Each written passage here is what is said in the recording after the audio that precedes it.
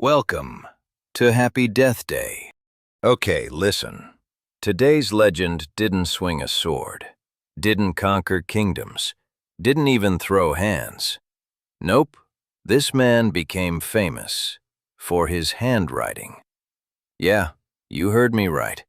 We're talking about the OG ink master, the brush boss, the parchment pimp, Ono no Michikaze. And before you say, bro, how you gonna make handwriting interesting? Relax. This man got humbled by a frog and came back harder than your New Year gym motivation. Let's get it. We in Heian-period Japan. Court life, silk robes, poetry, tea, politics, and everybody judging your handwriting like it's your credit score. Because back then, if your pen game was trash, you were socially broke. You couldn't just send a text like, LOL, my bad typo. Nah, you wrote ugly? People looked at you like, damn, this dude's ancestors disappointed.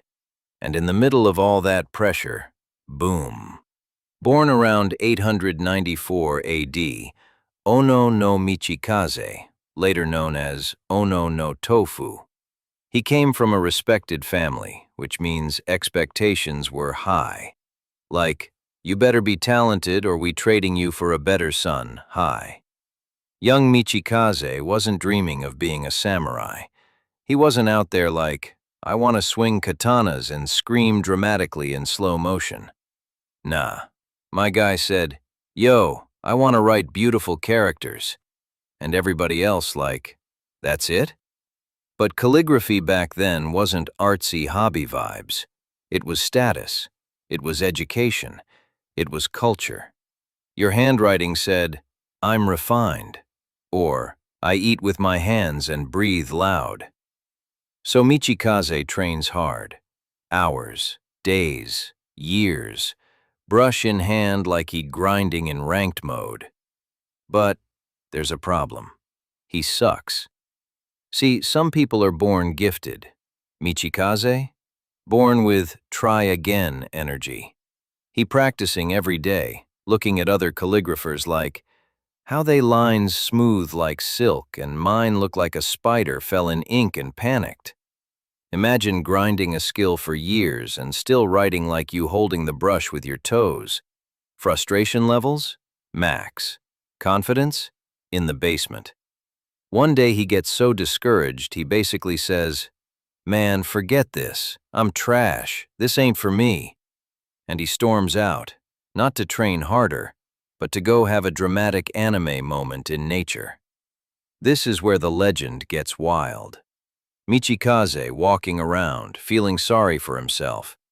He stops near a little stream, and he sees a frog. Not a wise monk, not a divine dragon. A frog.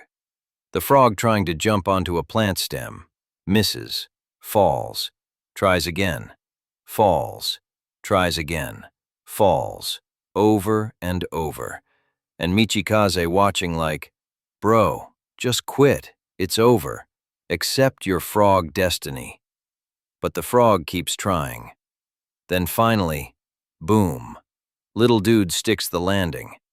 And Michikaze just standing there like he witnessed a motivational TED Talk hosted by Kermit. And it hits him.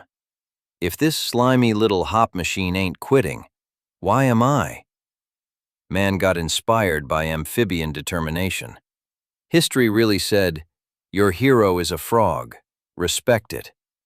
Michikaze goes home with a new mindset. Not, I gotta be talented, but, I gotta outwork everybody. He studies Chinese calligraphy styles. He studies Japanese styles. He practices strokes until his wrist probably sounded like microwave popcorn. Days turn into months. Months turn into years. And slowly, the lines get smoother. The flow gets better. The control? Beautiful.